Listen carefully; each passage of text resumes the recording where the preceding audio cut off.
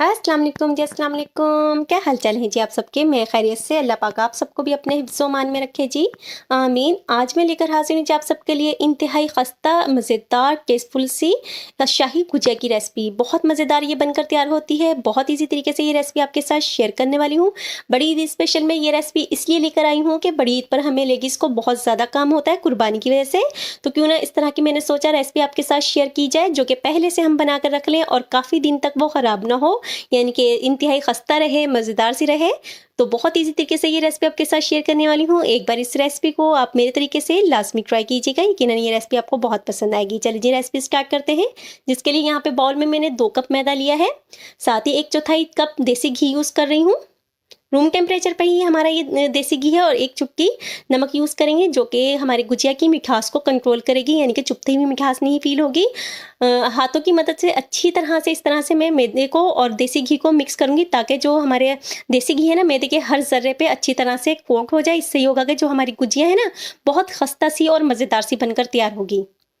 1 से 2 मिनट इस तरह से अच्छी तरह से मिक्स किया। देखिए जिस तरह से जुड़ने लग गया हमारा आटा, अब मैं 1 से 2 टेबलस्पून पानी शामिल करते हुए रूम टेम्परेचर वाला इसको अच्छी तरह से गूँध लूँगी। लेकिन यहाँ पे इस बात का ख़्याल रखना है कि गर्मियों में हमने ये रेसिपी बनानी है, तो इसलिए अब इसका आटा जो हमने लगाना है ना, वो थोड़ा सख्त लगाएँगे, यानी कि जो आम चपाती के लिए हम आटा गूँधते हैं, उसके मुकाबले में 2 गुना ये ज़्यादा सख्त गूनेगा, क्योंकि इसको हमने रूम टेम्परेचर पर ही रेस्ट देना है 2 से 3 घंटे का, तो ये खुद ब खुद ही सॉफ्ट हो जाएगा। बहुत ज़्यादा इकट्ठा पानी नहीं शामिल करना, थोड़ा-थोड़ा इस तरह से डालते हुए इसको गूँधेंगे हम। और देखें जी सिर्फ़ यहाँ पे हमने इसको गूँधना भी नहीं, इस बात का ख़्याल रखना है कि हमने सिर्फ़ इसको कंबाइन करना है इस तरह से, क्योंकि गुजिया का आटा ना बहुत ज़्यादा गूँधा नहीं जाता, बस इसको जोड़ा ही जाता है आटे को। और देखें जी हमारा अच्छी तरह से सिमट चुका है आटा, इस तरह से समेटना ही है। अब 1 से 2 मिनट इस तरह से मैंने मुट्ठी से इसको गूँधा है, और बस इससे ज़्यादा नहीं हमने इसको गूँधना। हमारा आटा गुजिया का गूँध चुका है, अब इसको मैं दूसरे बाउल में शिफ्ट कर लूँगी, क्योंकि बर्तन तो मैंने ही धोने हैं ना, तो जितने मर्ज़ी गंदे हो जाएँ कोई मसला नहीं। और देखिए दूसरे बाउल में मैंने शामिल कर दिया थोड़ा-सा देसी घी, ताकि हमारे जो आटे पे ड्राइनेस ना आए। अच्छी तरह से लपेट लिया इसमें, और इसको कवर लगाकर 2 से 3 घंटे के लिए छोड़ देंगे कम से कम, और ज़्यादा से ज़्यादा आप इसको छोड़िएगा 6 से 7 घंटे के लिए। दूसरी तरफ जी हम चाशनी अपनी तैयार कर लेते हैं, जिसके लिए सेम कप से मेजरमेंट करते हुए 2 कप यहाँ पे चीनी ली है, और 1 कप यहाँ पे मैं पानी शामिल करूँगी। साथ ही साथ ये मैं यहाँ पे शामिल करूँगी 2 से 3 अदद हरी इलायची तोड़ के शामिल करेंगे, ताकि जो इसका टेस्ट अरोमा है अच्छी तरह से हमारी चाशनी में आ जाए। अब मैं इसको तब तक पकाऊंगी जब तक कि हम धीमी आंच पर, कि हमारी जो चीनी है अच्छी तरह से मेल्ट हो जाए। चीनी को मेल्ट होने के बाद इसको सिर्फ 2 से 3 मिनट पकाना है, ताकि हमारी जो चीनी का कच्चापन है वो ख़त्म हो जाए। तो बस हमारी चाशनी इस तरह से तैयार हो जाएगी, बहुत ज़्यादा नहीं पकाना है इसको हमने, क्योंकि इसकी कोई मेजरमेंट नहीं है। बस हमने इसको चीनी मेल्ट होने के बाद 2 से 3 मिनट इस तरह से चम्मच हिलाते हुए पकाएंगे। और देखें जी बेहतरीन सी हमारी चाशनी बनकर बिल्कुल तैयार है। फ्लेम को ऑफ कर दिया है, और कवर लगाकर हम इसको साइड पे रख देंगे।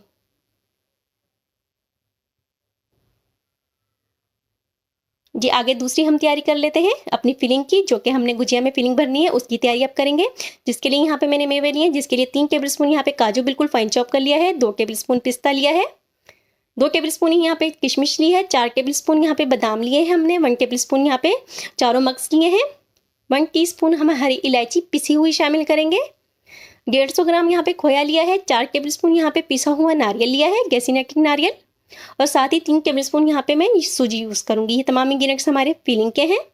और चलें जी अब इसको हमने सेव करना है, यानी कि लंबे अरसे तक यूज़ करनी है ना, तो इसको हम अब रोस्ट करेंगे तमाम चीज़ों को, जिसके लिए यहाँ पे मैंने पैन में शामिल कर दिया है खोया, ताकि अगर खोए में कोई मॉइस्चर हो वो निकल जाए, और थोड़ा सा हल्का सा इस पर ब्राउन कलर आ जाए। धीमी आंच पर 4 से 5 मिनट इसको बिल्कुल धीमी आंच पर भूनूंगी, कि हल्का सा इसका लाइट गोल्डन कलर हो जाए। और देखें जी खोया हमारा बिल्कुल बहुत बेहतरीन सा भुन चुका है। इसको मैं बाउल में निकाल लूँगी, सॉरी, इसको हम बाउल में निकाल लेंगे, ताकि अच्छी तरह से फैला लेंगे, ताकि अच्छी तरह से ये ठंडा हो जाए।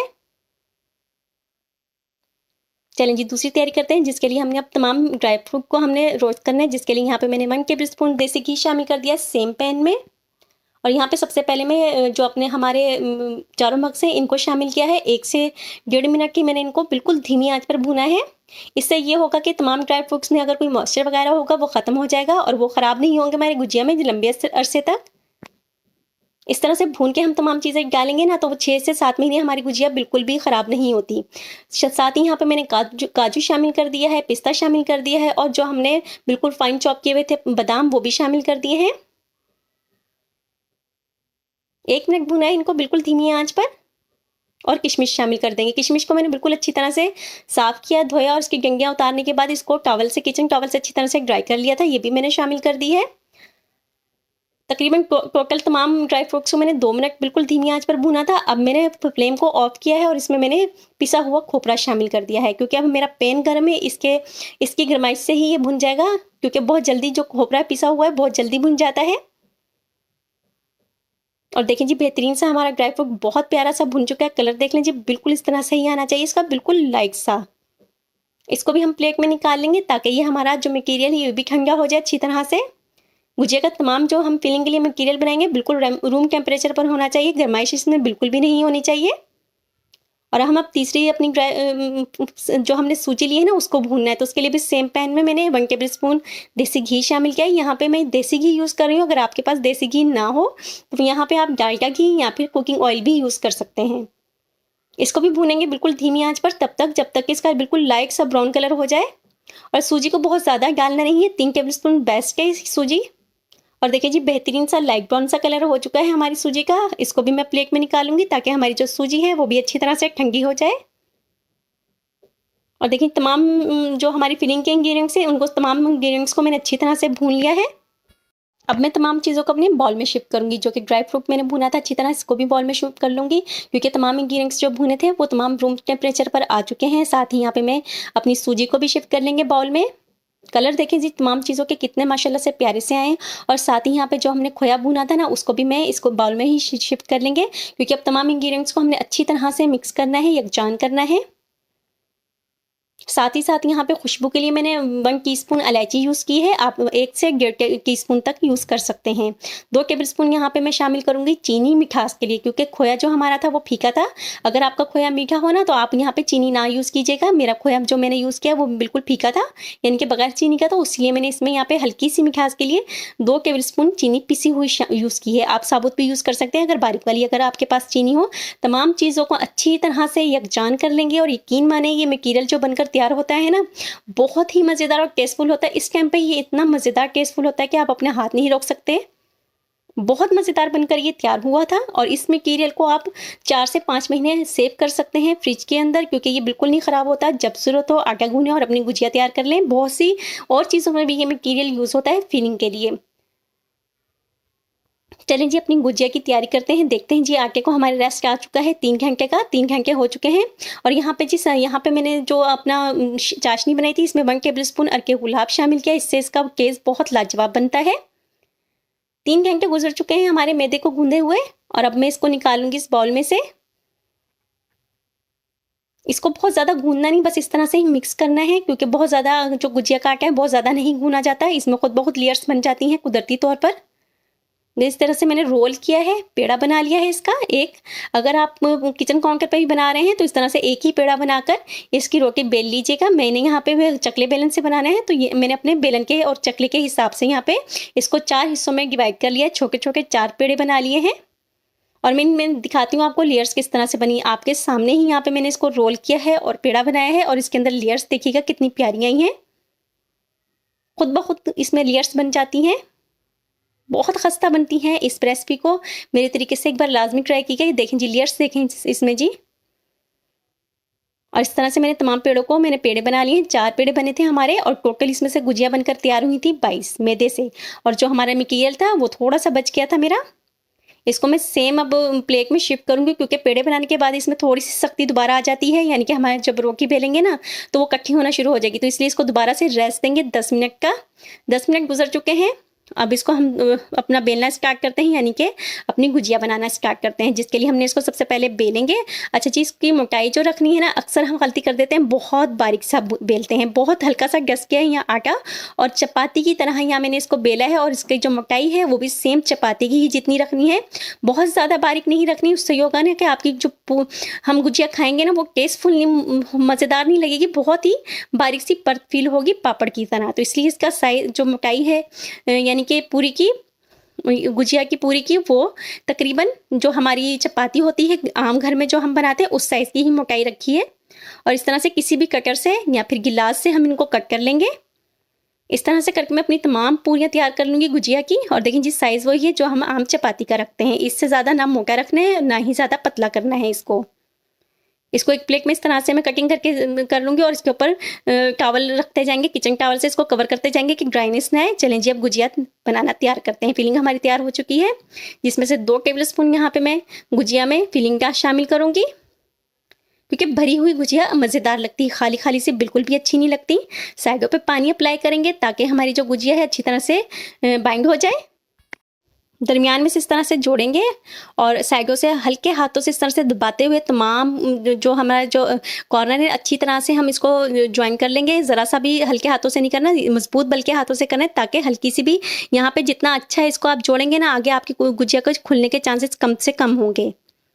देखिए जी अच्छी तरह से दबाते हुए मैंने इसको बिल्कुल अच्छी तरह से जोड़ लिया है कि बिल्कुल भी खुलने का चांस नहीं रहा। अब हम इस पे डिज़ाइन बनाएंगे।